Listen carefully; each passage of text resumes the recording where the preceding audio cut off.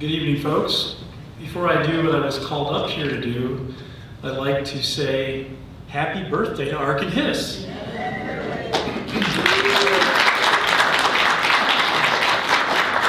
how I feel. On behalf of all of your friends and colleagues at the Arizona State Museum, I extend to you a century of gratitude for all the many and varied ways that this venerable organization has supported the efforts of its older and needy sibling. Thank you very much.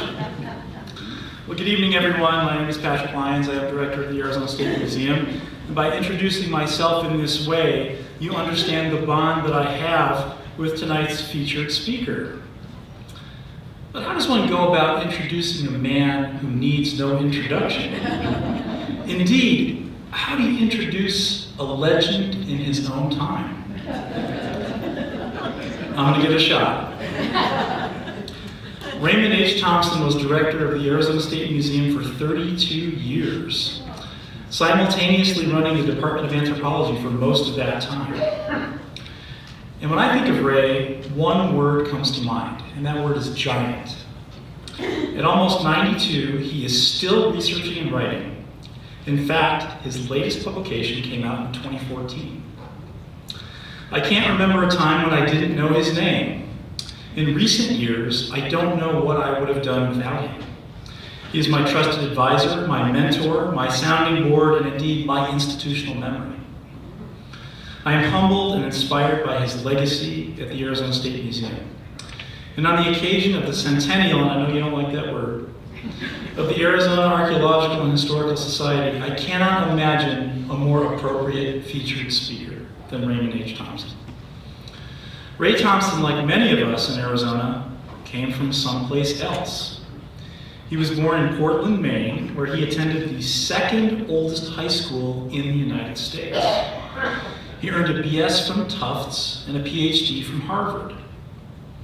He first came to Arizona in 1947 as an undergraduate at the University of Arizona's Archaeological Field School at Point Pines. And after 4 years of teaching and museum experience at the University of Kentucky, he joined the U of A faculty in 1956. In 1964, he became head of the Department of Anthropology and director of ASM, and he's been an active, I say very active retiree since 1997. Now, last October, Ray introduced me when I gave one of the Howard lectures to the Western National Parks Association. And after cataloging my credentials, he pointed out that after all that, I am still a regular guy, he was talking about me, and said I'm not a stuffy academic because I'm a dark beer drinking and deep dish pizza eating kid from Chicago. I feel I ought to do the same for Ray tonight. And so, despite being a dyed-in-the-wool New Englander who still thinks that Boston is the Athens of America, Ray is really just a plain buckwheat pancake, baked beans, and blueberry-eating down-easterner who, to our benefit, abandoned the rock-bound coast of Maine for the Sonoran Desert. Ladies and gentlemen, please join me in welcoming distinguished scholar, gifted diplomat, visionary museum leader, and my friend, the one and only, Dr. Raymond H. Thompson.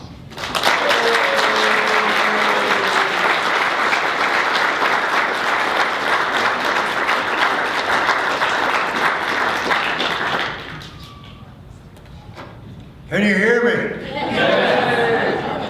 Thank you, Patrick, for those overly kind words. I'm flabbergasted, embarrassed, humbled, and honored. But I must say, I've been doing pretty well, passing myself off as a decrepit, scraggly old man in need of help. And you've just blown my cover. I thank all of you for inviting me to join you in celebrating the centennial of the founding of the Arizona Archaeological and Historical Society on 14 June 1916, even though we're 4 days late getting started. By getting started, we are honoring one of the oldest traditions of this society, holding meetings on the third Monday of the month.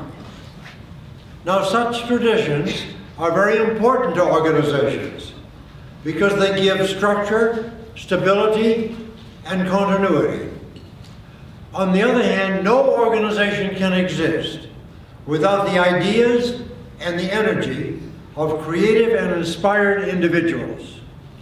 So instead of trying to catalog for you the traditions and glories of Hist, I want to talk to you about some visionary pioneers who made those glories possible. Our Hist ancestors: Joshua John Abston Miller, Byron Cummings, Victor Rose Stoner, and Clara Lee Flaps Tanner. In the late 19th century, Arizona was already renowned for the abundance of its very spectacular archaeological ruins. Citizens in Arizona and elsewhere in the country, especially in the Northeast, were appalled at the looting, vandalism, and desecration of archaeological sites. As early as 1882, preservationists in New England petitioned unsuccessfully for Congress to protect the ancestral villages of the Pueblo Indians of Arizona and New Mexico territories. The New Englanders came back to Congress with a much more limited goal of saving Casa Grande ruin from further deterioration and vandalism.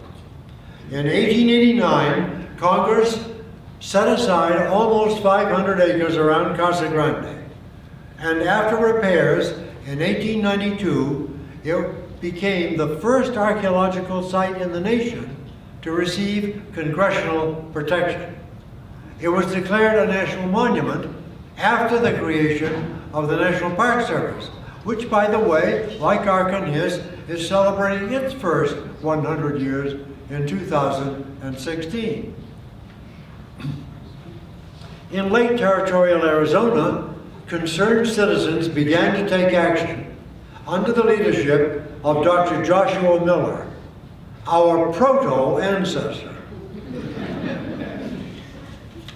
A native of Missouri, Dr. Miller earned a medical degree at the University of Michigan, taught at a Kansas medical school before coming to Prescott in 1888. He became active in the affairs of the territory, serving, for example, twice as the superintendent of the insane asylum. He was very interested in the treatment of snake bites, and he consulted with participants in the Hopi snake dance, which he attended regularly. Now, while he died over a decade before Byron Cummings came to Arizona, he was essentially an advance man preparing the way for Cummings. Dr. Miller was greatly fascinated with the archaeological past of Arizona.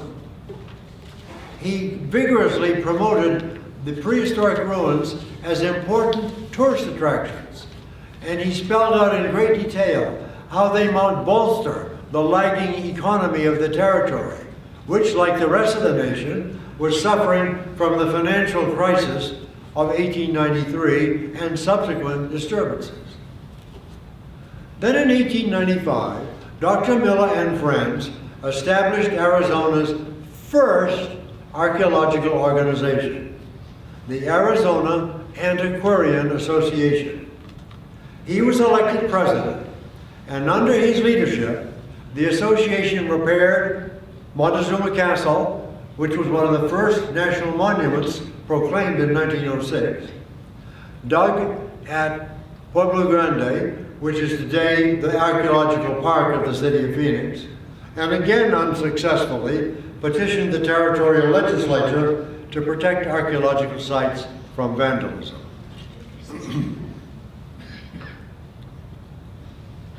With the help of some friends, Dr. Miller assembled a collection of some 500 prehistoric pots from the Prescott, Flagstaff, and Phoenix areas. It lacked vessels of Hopi yellowware, and in 1897 he was given permission by the Department of the Interior to excavate on the Hopi Reservation. It was there that he met Nampeo, the creative and innovative Hopi potter who was using elements of prehistoric designs to decorate her own pots. There is a Nampeo pot in the Miller collection on which he has written in pencil, "Given to me by Nampeo in return for treating her eyes." A major goal of the association was to place the collection of Dr. Miller in an institution. This collection was then valued at $3,000. Dr. Miller and his friend, James McNaughton, who was the secretary-treasurer of the association and the first president of Tempe Normal School, established in 1895, proposed that the collection should go to a new museum at the Normal School, and they introduced legislation to fund it. However, Herbert Brown, the first curator of the Territorial Museum, now ASM, established in 1893 at the Territorial University in Tucson, now the U of A, successfully lobbied against it. Well, then in 1897, the collection was offered to the Territorial University. But the Reverend Howard Billman, the second president of the university, was not interested in pots, even though he was a member of the Arizona Antiquarian Association. He was primarily interested in keeping male and female students from intermingling and walking together. He wanted the university to be a bastion of prudery instead of a center of, let's say, historic preservation. Well, unfortunately, in 1901, Joshua Miller died of pneumonia at age 55. And without his dynamic leadership, the association became inactive. His widow remarried and moved to Phoenix, where she became a stalwart guardian of his pots. Well then, when Arizona became a state in 1912, a group of citizens in Phoenix created the second Arizona Archaeological Association, the Arizona Archaeological and Historical Society, for the purpose of carrying on the kind of work undertaken by the Antiquarian Association, and especially to find a home for Dr. Miller's pots. Despite these noble goals, they only collected $70 to buy the collection, and very shortly that organization also became inactive, again for lack of leadership. By 1950, it was clear that although many Arizonans were interested in archaeology, the severe leadership vacuum made it almost impossible to take advantage of the situation. Fortunately, an eager and energetic individual arrived in Arizona in August of 1950, ready to take on that leadership role. Byron Cummings, our founding ancestor, had come to Tucson to establish a brand new Department of Archaeology and to direct the Arizona State Museum at the University of Arizona. Cummings, at age 55, had resigned from the University of Utah, one of the oldest educational institutions in the West, to take on a Herculean task at one of the newest. He brought to this task 22 years of teaching and administrative experience, an established reputation as a pioneer archaeologist, tremendous energy, a strong will, and great vision.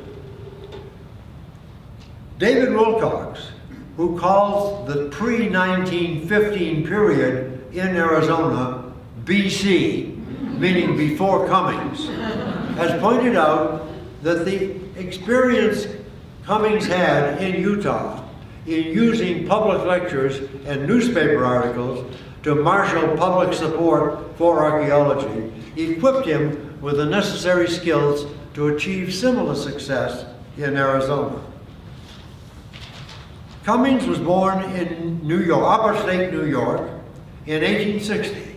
He lost his father in the Civil War, and he was brought up by his mother to honor hard work, perseverance, and self-reliance.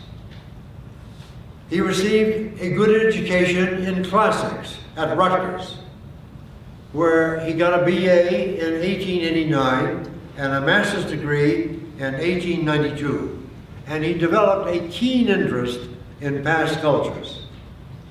He began teaching at Utah in 1893, but resigned in 1915 over a long, festering issue of freedom of speech. At the University of Arizona, he built a nationally ranked program in anthropology, one of the oldest in the nation, which has just completed the celebration of its 100 years. He also unpacked the stored collections of the Arizona State Museum and made them available to students and the public. He had no staff and a meager budget, and he was burdened with many university responsibilities. And so to take advantage of the strong but untapped interest in archaeology, he established an organization to promote archaeology and to provide support for his fledgling, grossly underfunded museum. On 14 April 1960, he and 60 like-minded Arizonans created Arizona's third archaeological organization, the Arizona Archaeological Society, which set its annual dues for members at $2. Although based in Tucson, this was intended to be a statewide organization. Cummings served as president with the help of 4 vice presidents representing different Arizona communities. Charles Freudenthal Solomon in Tucson was the president of the Arizona National Bank. The Right Reverend Julius Walter Atwood in Phoenix was the Episcopal Bishop of Arizona. Anna Bell Dixon Morgan was the wife of the president of the Wilcox Bank and Trust. And Frank William Hart was the principal of Prescott High School. Many of the leading citizens of Arizona, including many out-of-state archaeologists, joined the society and enthusiastically supported its purpose. And I quote, "It was the investigation and preservation of ancient ruins of Arizona and the development of the State Museum of Arizona." The following year, Cummings suggested to the officers of the largely inactive Phoenix, Arizona Archaeological and Historical Society that the two organizations should join forces. On 11 April 1937, just a few days after hearing from Cummings, the officers of that organization met and voted to disband.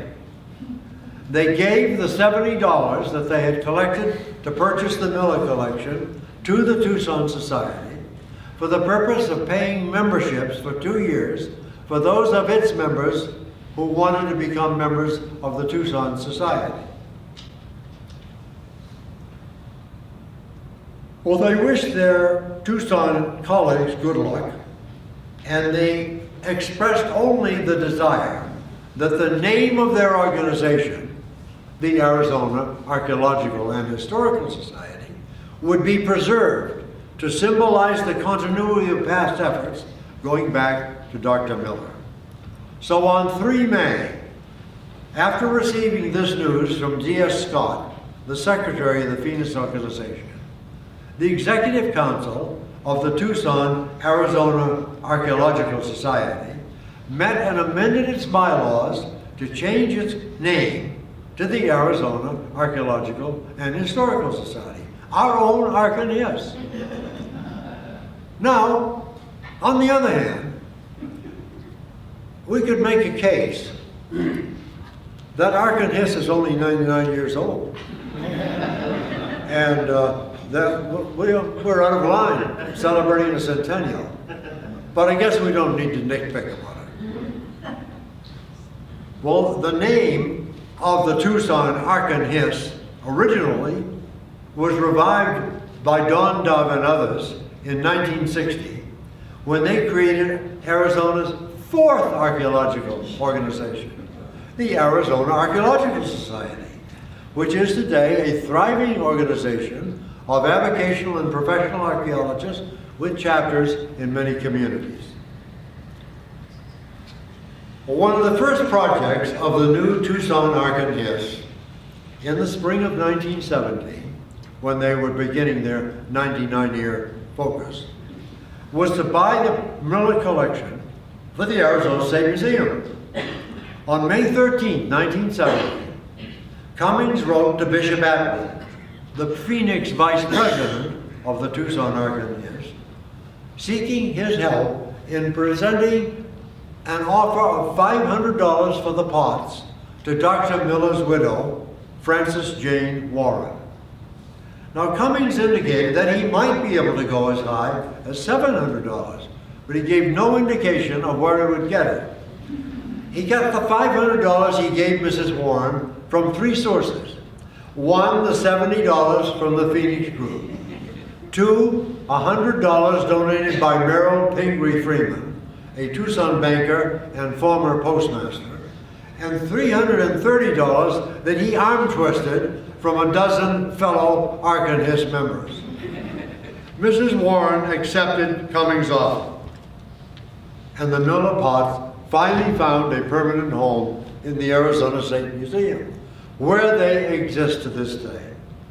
One can imagine that Mrs. Warren must have been much relieved to be no longer responsible for those pots. Ark Hist awarded life memberships to both Freeman and Mrs. Warren.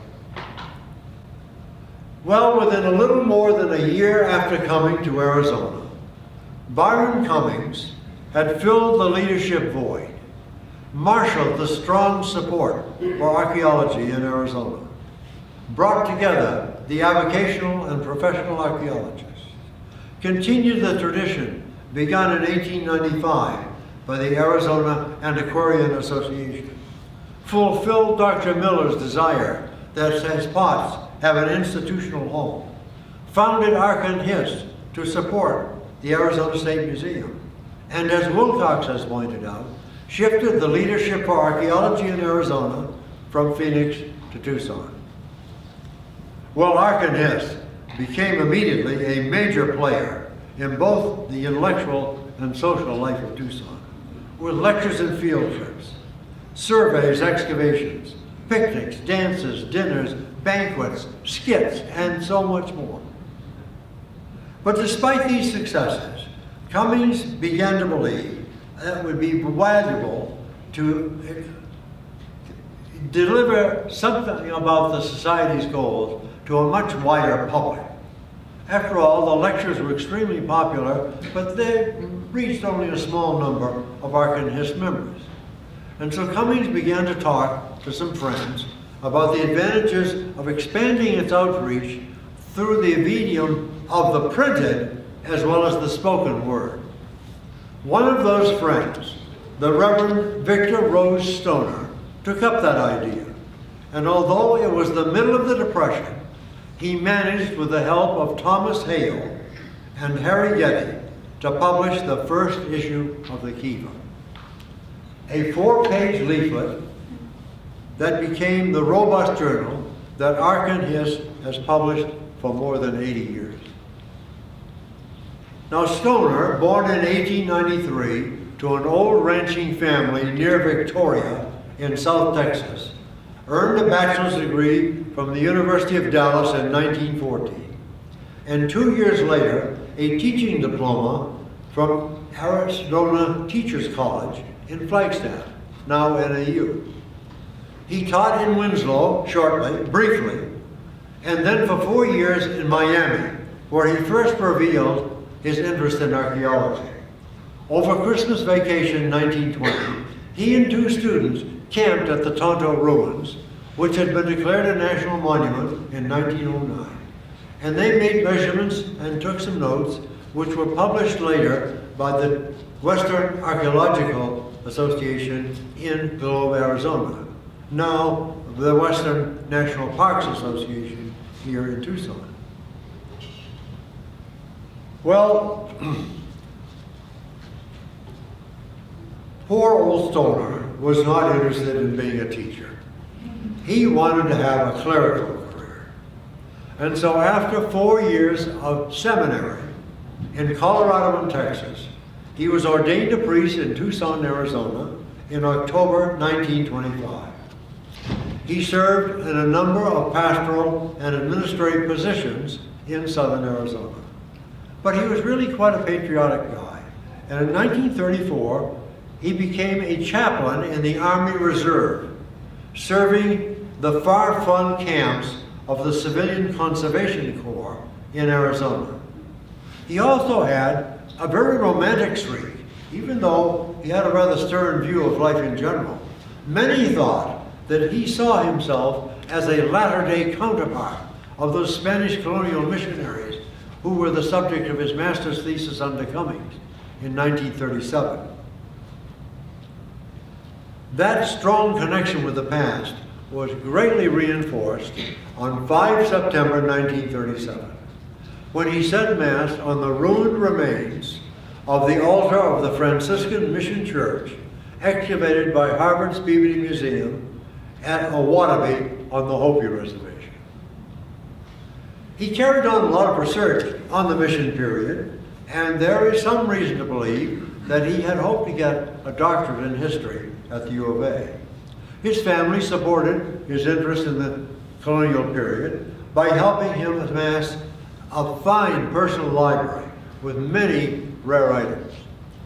He willed that library to the Arizona State Museum, where it was the first of several bequests that have made the ASM library one of the best anthropological libraries in the country. When Father Stoner retired, he returned to the family ranch, and following that romantic inclination, he built there a chapel in imitation of those Spanish colonial churches. Now, although Father Stoner served 9 terms as president of Hist and another 5 on the executive council, it is his role as the founding editor of Kiva that makes him an important ancestor. The first issue of the Kiva, published in May 1935, with a lead article by Cummings on the archaeology of the Southwest, launched a journal that has enjoyed great success over the years, for 81 years. For a long time, the journal Kiva served as both a research journal and a membership newsletter, but when it morphed into an important research journal, a new publication, Glyphs, took over the membership newsletter role. The Kiva was also symbolic of one of the reasons why Father Stoner wanted Hist to have a publication outlet. Byron Cummings had carried out many archaeological projects, both in Utah and Arizona, but he had published on almost none of them. This was a real problem for many of his students and friends. Father Stoner reasoned that if Hist had a publication, it would stimulate Cummings to begin work on those reports. Well, unfortunately, Cummings was of the generation that valued whole pots and cliff dwellings, not potsherds and site reports. He subscribed to the unilineal evolutionary sweep of human culture developed by Lewis Henry Morgan in the middle of the 19th century. Morgan's broad summary of human culture, from savagery to barbarism to civilization, was good enough for Cummings, even though that concept was discredited by the first decade of the 20th century. Well, despite the hopes of Father Stoner and others, this meant that Cummings never produced those reports. In fact, even in his retirement, when he had both the time and the resources, he only produced reminiscences of his life. He did, of course, recognize the value of archaeological reports, and he encouraged his students to produce them. But like many of his generation, he was neither trained nor inclined to do so himself. It is therefore very unfair of us to judge him by the standards of today's archaeology. Well, after serving as editor of Kiva for 3 years, Father Stoner passed that responsibility on to Clara Lee Frapps Tanner, our somewhat hidden and never properly recognized ancestor. She served as editor for 10 critical years, from 1938 to 1948. She increased the number of pages, attracted distinguished authors, and more or less professionalized what had been an amateur fledgling publication. And she also provided much additional service to Hist. Well, Clara Lee Frapps was born in the Piedmont region of North Carolina in 1905. Her family, typical of the day, moved to Arizona for her mother's health. Her father was a machinist with the Southern Pacific Railroad. She entered the university in 1923 with a major in English, hoping to be a journalist. But a course by Cummings in her freshman year greatly stimulated her. She graduated in 1927 with a double major in archaeology and English. Cummings encouraged her to continue for an MA, with the promise of a job teaching the following year, when she would be expected to teach courses in Egyptian, Near Eastern, Roman, and Greek archaeology, as well as introductory anthropology. She received some special advice from Cummings when he awarded her that MA in 1928. "Clara Lee," he said, "I want you to go home, wash your face, pack your bags, and go to Europe before you start teaching." She took that advice and with a friend spent the summer profitably visiting archaeological sites and museums in Europe. Now this little anecdote, one of Clara Lee's famous stories about herself, favorite stories about herself, tells us a great deal about the incredible special relationship that they had. They both valued hard work and self-reliance.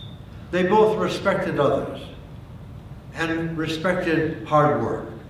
They both felt that their knowledge should be given to the public as much as possible. They both gave lectures by the thousands, and I mean by the thousands, to one and all. Clara Lee, for example, published many popular articles in places like Arizona Highways, in addition to her many professional works. Their mutual trust and respect made for a productive partnership. Unfortunately, I never knew Miller or Stoner, and I only met Cummings briefly shortly before his death. On the other hand, I was privileged to have Clara Lee Tanner as a faculty colleague for many years, and I was the head of our department during the final third of her teaching career. Clara Lee greatly admired Cummings. In fact, all of his students appreciated his thoughtful mentoring, and it is not too much to say that many of them adored him. It's also true that they were baffled by him. On the other hand, Clara Lee differed from all of his other students because I think she understood him better than anyone else. During the Depression, he was terribly busy, keeping the department, the museum, and the society alive and well.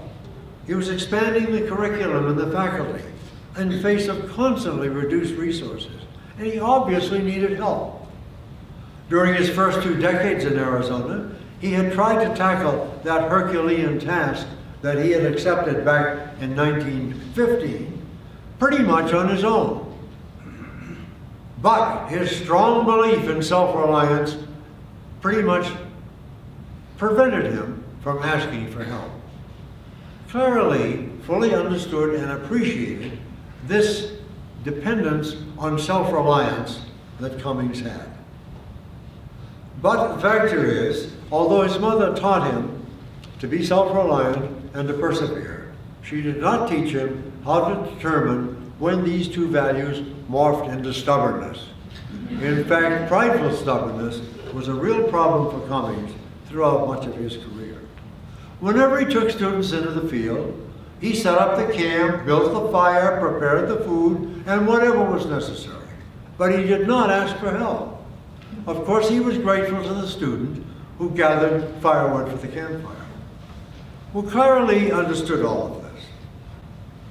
She, after all, had lived in a family where her parents promoted similar old-fashioned values. She believed that having to cope with 3 brothers when she was growing up had helped to prepare her for a life in what was pretty much a man's world. In addition to editing the kiva, she was carrying a heavy teaching load, 5 courses a semester, plus summer school, and like Cummings, she was also busy. But remember, in those days, women really did have to work harder.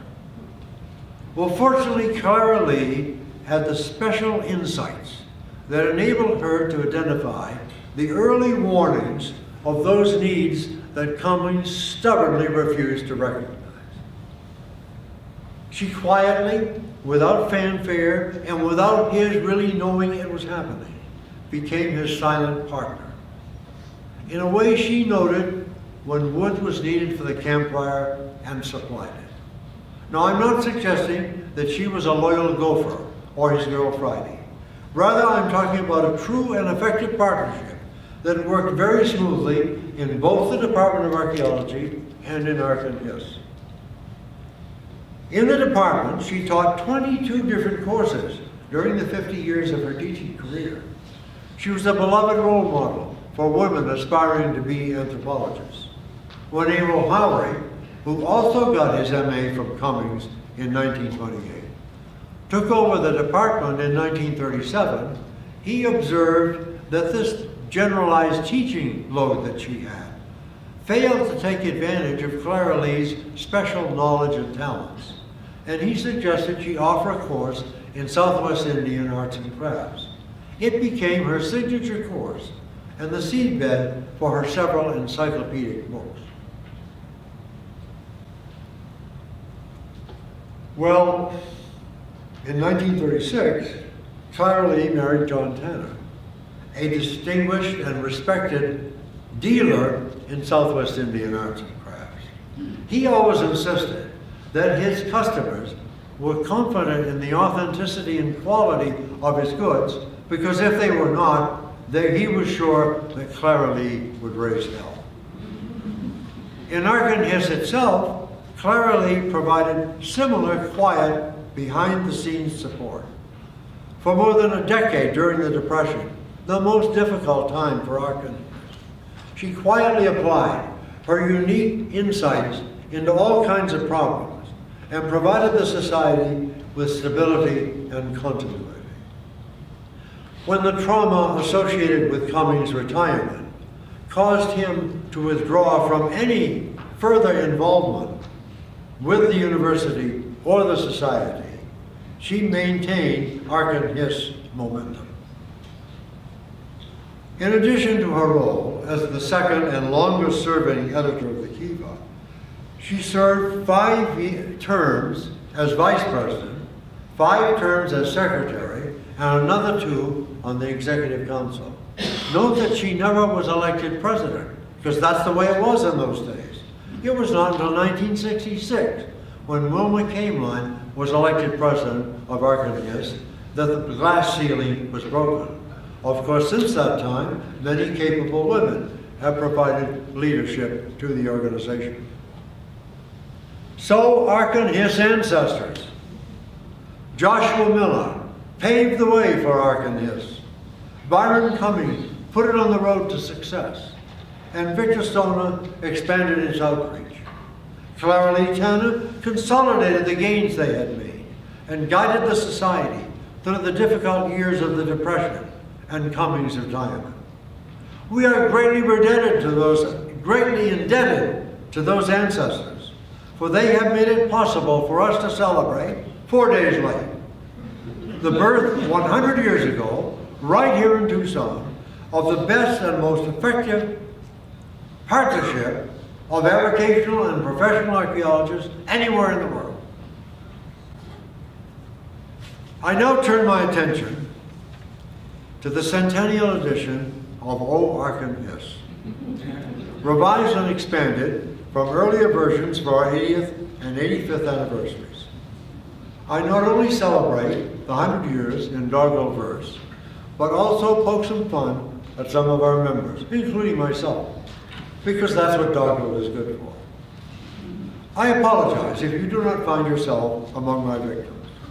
Please be assured that it is either because I do not know anything silly or embarrassing about you, or that what I do know about you is not fit for public exposure.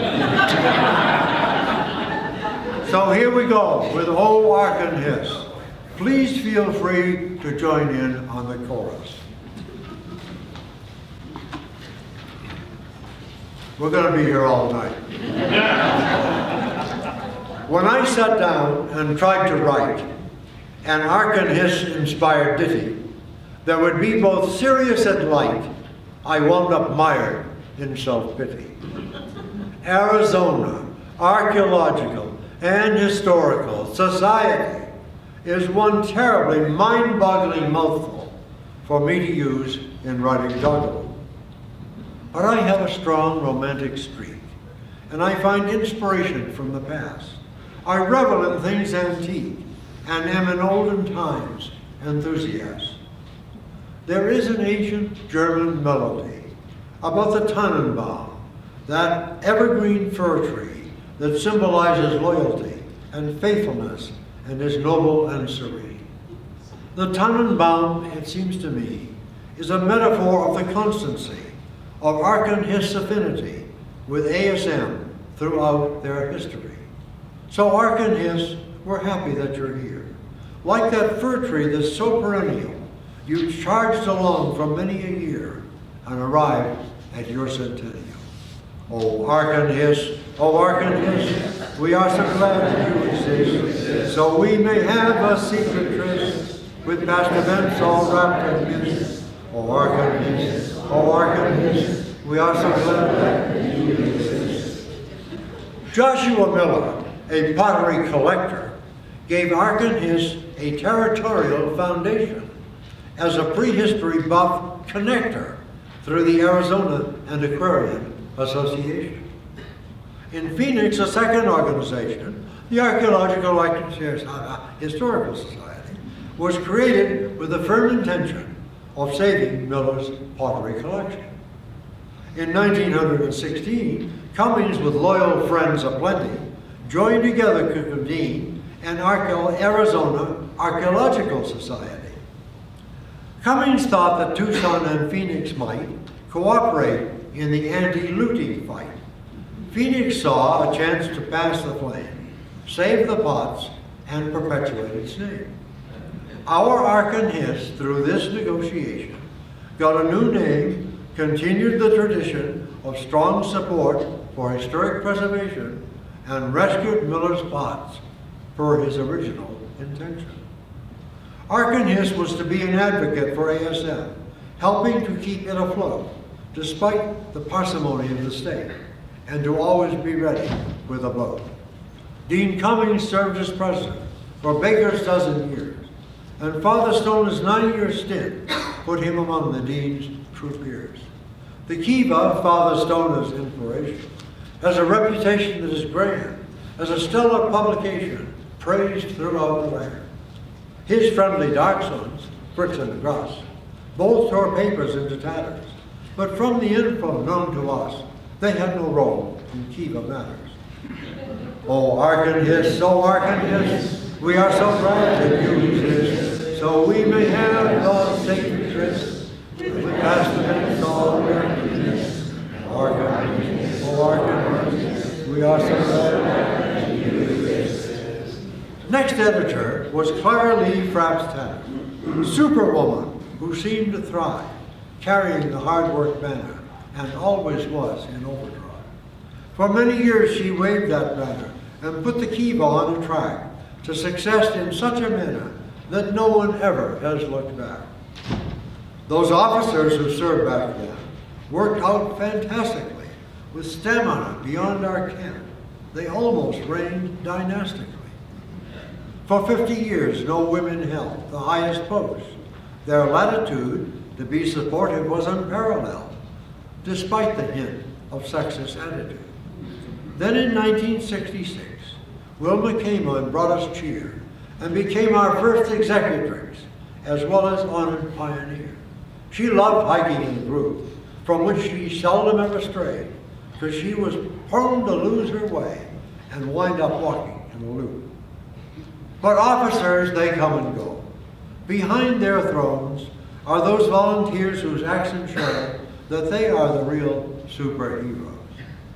Those stalwart volunteers provide their unique and great stability, contributing their time with pride, strength, success, and real stability.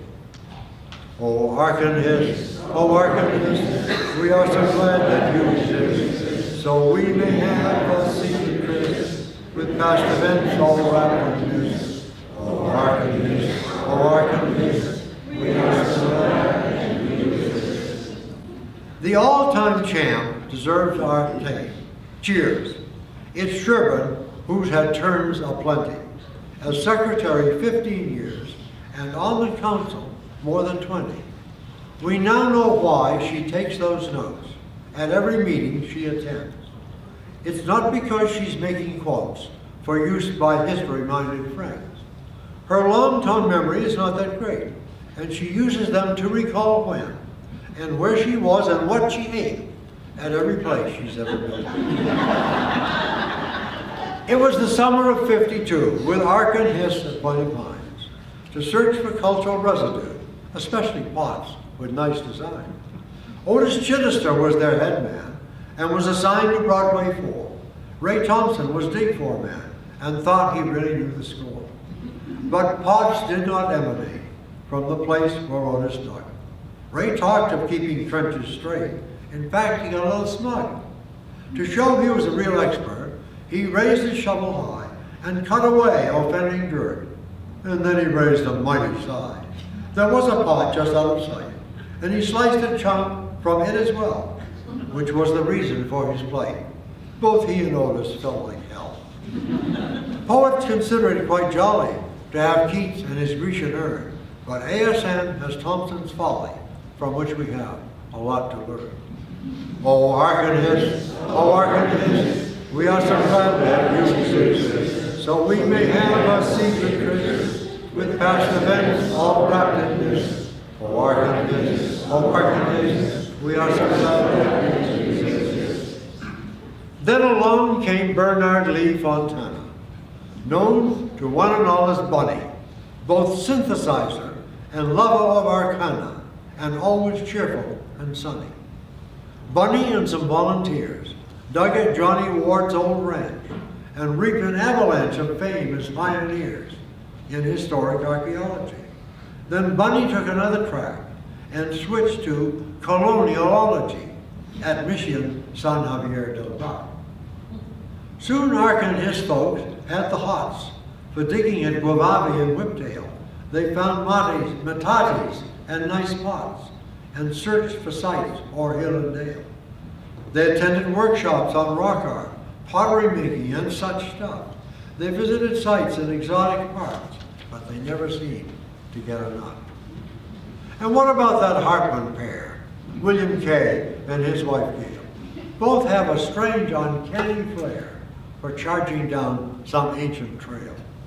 Bill displays a bit of sense by confining his own surveys for Coronado's fading presence in the region's pleasant byways. But eager Gale is more hardcore and prefers a desert throughway, even though it's quite a chore to travel on the Devil's Highway, putting up with the effect of a mirage-producing fever. But what else can one expect from a champion overachiever? Oh, hearken Hist, so hearken Hist, we are so glad to you, so we may have a secret tryst, past events all right in this. Oh, hearken Hist, oh, hearken Hist, we are so glad to you. And then there was Rich Lang, behind the scenes manipulator. Oops, I meant to say facilitator, although he really can harangue. Rich's fame among his peers stems from his well-developed skill to exploit good volunteers and make them think it is their will. He has this great romantic spiel on finding sites in remote places. It's true, his plan has great appeal. He takes folks to wide open spaces. Rich urged that the Society give awards for excellence in research and public archaeology, and all agreed that that made sense. Awards named after Cummings and Stoner, given yearly to those who are the best, have become a most coveted honor throughout all of the Southwest. Well, then there was Bill Hallett, a really great cheerleader who used his office like a mallet instead of being just a pleader. To get everyone to keep alive the pledge once given to the deed that Ark and Hist will always thrive as when Ark and Hist is there to intervene. Although Bill asked for anecdotes to embarrass one and all, please be assured that all my quotes are totally historical. Oh, Ark and Hist, we are so glad that you exist, so we may have a secret tryst with past events all wrapped in this. Ark and Hist, we are so glad that you exist. Then on the scene appeared Don Burton, with experience in the media, plus enthusiasm prodigious and ideas that were premier. He convened a lot of folks. He convinced a lot of folks to share history in an interview and debunked the Red Cross hoax with its Latin claims that were untrue. He organized a Snaketown blowout, and no one will forget the moment when Helga told us all about her famous Harville accident. When she was trying hard to take a photograph of that famous pair, she fell in a trench quite by mistake and disappeared into thin air. That hyperactive Jesse Ballinger, who is our president right now, is a philosophical messenger, writing in glyphs with lots of wow. He holds a party that's a program for having fun and raising dollars to support some younger scholars that he quaintly calls a research slam. As a cyclist, he's well known, as well as somewhat accident prone. We hope that he will ride with care instead of flying through the air. We really need his lusty shouts and cheers for the Ark and Hist centennial to celebrate 100 years in manner most splendennial. Oh, Ark and Hist, we are so glad that you exist, so we may have a secret tryst with past events all wrapped in this. Oh, Ark and Hist, we are so glad that you exist. There is a cloud on the festive cheer. ASM now has reduced ability because budget cuts are so severe to meet its core responsibility. It's now important to revive and renew the pledge made to the deed that ASM will always thrive while Ark and Hist is on the scene. There are lots of other folks whose history I might expose, except that many of those folks might want to bop me on the nose. Many elders now appear, and I salute them all, but I conclude this saga here before the stories get too tall. But we cannot end this brief narration until we take into consideration, of course without exaggeration, the many reasons for our celebration. 100 years is only an excuse for this burst of self-congratulation. What great deeds and exploits can we produce that are deserving of our admiration? Those volunteers whose selfless dedication deserve our gratitude and cheers. The Kiva, that distinguished publication that has flourished for more than 80 years. Those surveys and excavations, lectures, field trips, and workshops, and glyphs to keep us in communication so we can enjoy them all non-stop. The ASM and Ark and Hist partnership is a source of mutual benefaction, but it's those Ark and Hist old friendships that give us the greatest satisfaction. So join your friends in offering cheers to all those ancestors whose fortitude throughout those 100 years, enable us to say with gratitude, "Oh, Archaeological, oh, Archaeological, we are so glad that you do this. So we have with Pastor Archaeological, oh, Archaeological, we are so glad that you do this." One more time. Archaeological, oh, Archaeological, we are so glad that you do this. We will pass the benefit back. Archaeological, oh, Archaeological, we are so glad. Happy birthday.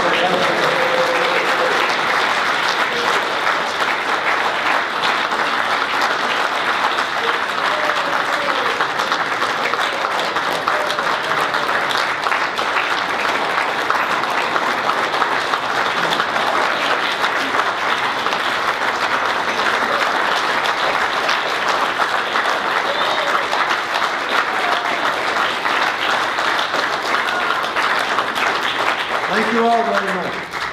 I'll be glad to try to answer questions if someone will relay them to me, because I'm so deaf.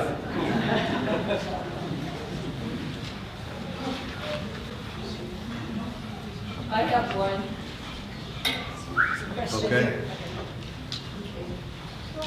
I'm wondering about the original pot collection. Is it still all together, and the approximate value of it now?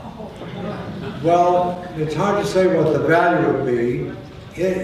What is left of it is essentially all together. We never did get 500 pots. That seems to be a magic number that has been associated with the collection from the beginning.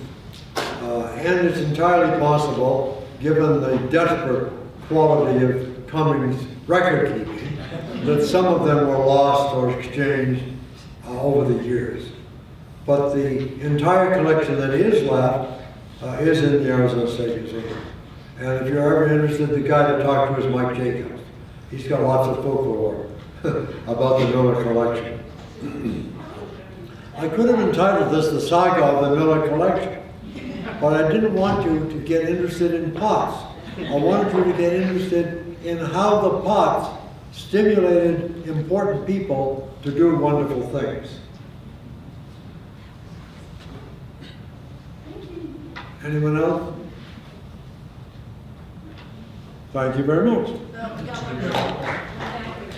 The next 100 years. What? Got another question? The next 100 years. What was that? I think the question is, what is the next 100 years bringing? Is that the question? What is what? The next 100 years. Yeah, no, I'm not a fortune teller. Dr. Thompson, thank you so much.